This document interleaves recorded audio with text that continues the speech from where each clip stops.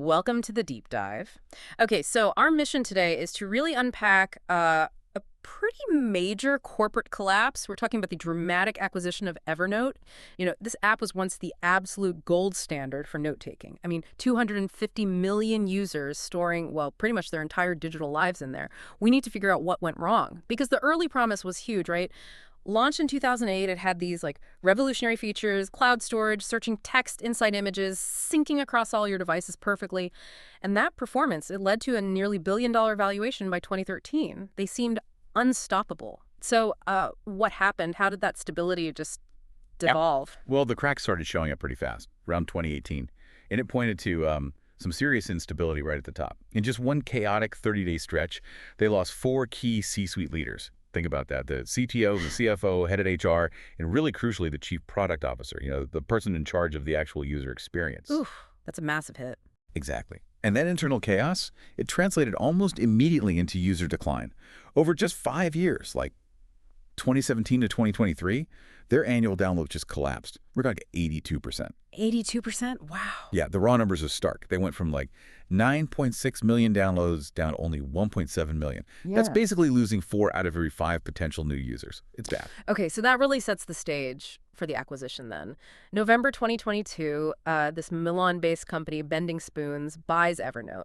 But instead of stability, the immediate aftermath was, well, pretty brutal. Sources say just 6 months later, nearly all 250 American employees were let go, fired.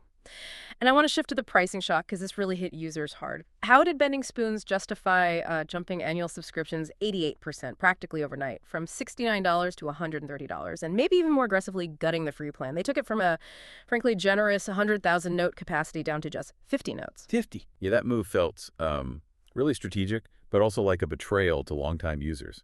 Imagine building your archive for 10 years, Yeah. and suddenly you can't add a single new note unless you pay up. Oh, Plus, they only got 28 days notice before the hike. The user forums just erupted, as you'd expect. Right. But Bending Spoon's story is, hey, this worked. They claim Evernote's profitable now. They point to improvements, faster syncing, cleaner interface, some new AI features. Okay, but does the data back that up? Well, that's where it gets interesting. The financial facts seem to contradict that growth narrative. Yes, they double prices, basically. But revenue only grew 13%. And critically, downloads crashed another 43% in 2023 alone.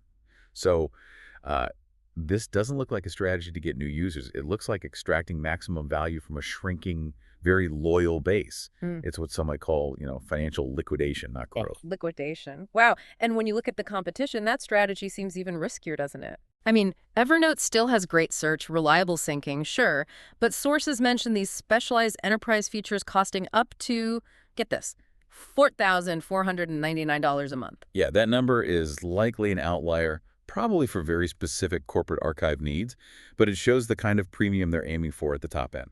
And you contrast that with the rest of the market. Notion starts at just $8 a month. Obsidian is fantastic and completely free.